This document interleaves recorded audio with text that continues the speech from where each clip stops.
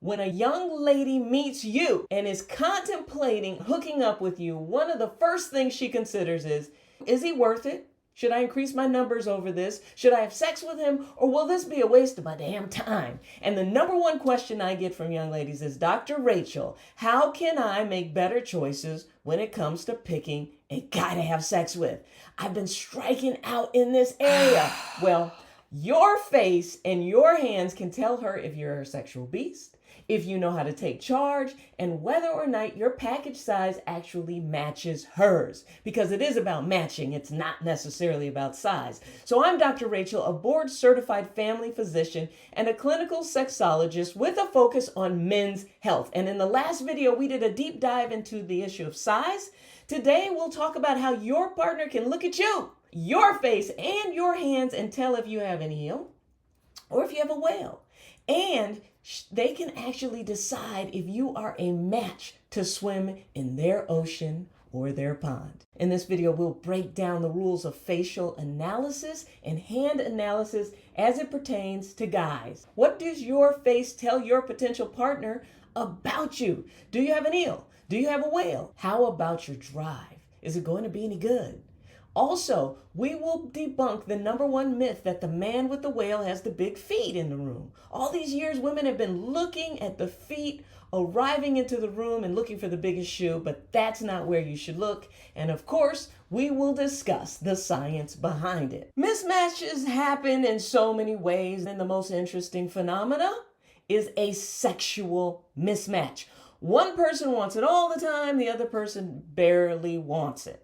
And then there's a size mismatch where one person is too big, their whale is too big for the other person's pond. So a sexual mismatch doesn't have to happen though. Ancient Taoist matchmakers had a technique of facial analysis that actually trained matchmakers on how to look at both a man's face and a woman's face to give details about genital size, shapes, and sexual desires, and actually even more than that. Because even though you can look at a man's face and his hands and learn a ton about his package, it's not final. It can actually change. If a gent takes care of himself and really focuses on this area, much can change down there from the shape to the size. But if neglected, the whale can shrink into an eel can shrink into a worm. So there are some rules, though, that with almost 90% certainty, a potential partner can know whether you have a whale or whether you have an eel down there and what shape they're in. So they can also look dead in your eyes, whether through the camera or in person, and tell if you have a vivid and active sex drive and imagination, and whether or not you have the most lusted after golden mushroom-shaped penis.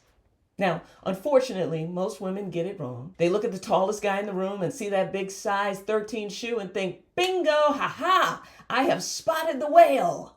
Well, I'll let you know a secret. It's not the feet. As a matter of fact, it's the hands. In 2022, 2 urologists measured and stretched the penile length of about 104 men and correlated this with shoe size, only to find out that even if his shoe size was a 13, that did not mean that he had a whale. There was absolutely no correlation. This has been repeated time and time again. The cues about a man's package lie in 2 places: his face and in his hands. So hold up your right hand. Does your index finger and your ring finger have a huge size mismatch? If your ring finger is a lot longer than your pointing finger, then you're more likely to have a whale.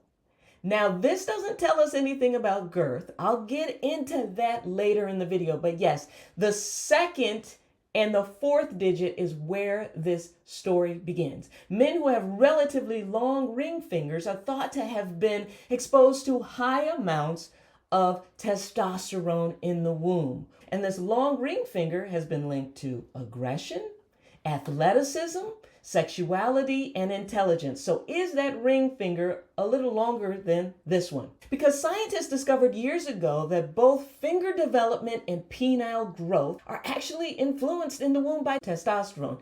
And in the womb, the growing male fetus needs to be exposed to high levels of testosterone. If this happens during this period of development called the masculinization programming window, this is the maximal time for potential growth of the penis and this finger. Now, this may seem odd to you, but male hands can be used to uncover a variety of things. The ratio of the size of these two fingers have been related to sperm count. They've been used to predict the likelihood of heart attacks and more. So the hands really tell you a lot.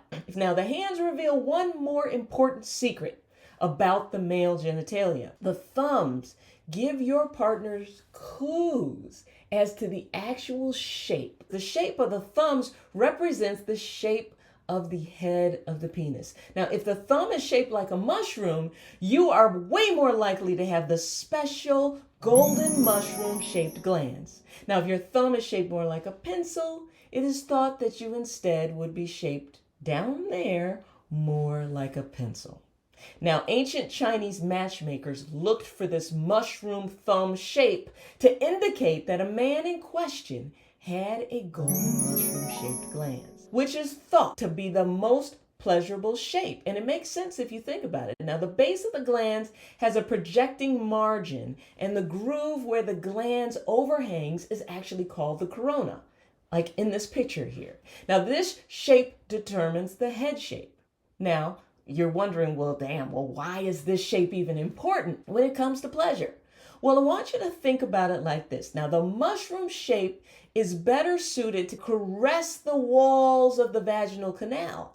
A pencil-shaped eel doesn't have the mushroom head, so it's kind of more pokey, and it won't have as much direct pressure against the walls, which need to be stimulated for pleasure, because behind those walls lies the magical clitoris. The theory follows that humans went through this kind of promiscuous period, and men and women were just having sex rampantly, and men evolved to make sure that his sperm was the one that got her pregnant and not someone else. And this shape is thought to be a way to blend within the anatomy to actually displace someone else's sperm or semen that was left behind in the vagina by forcing the fluid back around the glands, right? And out and away from the cervix so that they wouldn't get pregnant. Now, in effect, the thrusting is thought that once you thrust and draw back, it's drawing the other guy's semen away from the cervix. On the first date, they can grab your hand and analyze the thumb shape and the size of that second and fourth finger,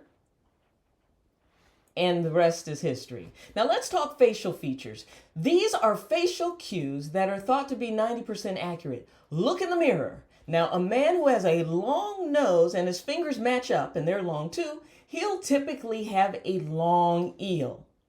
Now, if he has a long nose, but his fingers are short, he'll kind of have an average-sized eel. The same can be said if he has a short nose and long fingers. Now, take a look at your eyes. A large number of lines on the outside corner of the eyes actually means that you're a very sexual person. This is actually true for men and women. So when they smile or look at you, are those lines there? If so, you have a voracious sexual appetite. Now to the nose. Look at the tip of the nose. A man who has a fat tip of the nose will have a fat, chubby eel. If the tip of his nose is thin, it follows that he'll have a thin eel. Now, to the lips. A man with thick, wide lips will have a big old whale. Now look at the lines on each side of the mouth. Right here. Are these lines deep? Deep lines indicate that both either he or she would have a really strong sex drive. Look for those lines if you have a high sex drive. There's nothing more annoying than a size or a sexual mismatch. You thought you picked a winner. The messages are flying, but you ended up with a dud. In fact, ancient Taoist teachings actually show that there's a danger when he has a very long eel and she has a very short pond, because he can actually damage her cervix. On the flip side, there is nothing more enjoyable than a match. Now, You can use the cues in this video along with the previous video I posted last week on female facial analysis to avoid the annoying size mismatch. So look at your face and your hands and let me know if this analysis is actually true for you. Leave it in the comments. And so for tips on how to naturally make improvements in size and function, you got to follow my video. You got to subscribe and check out some of my other videos and links below. Subscribe to the channel. Turn your updates on so that you too can become a sexual health expert and avoid these mismatches. I'll see you next week.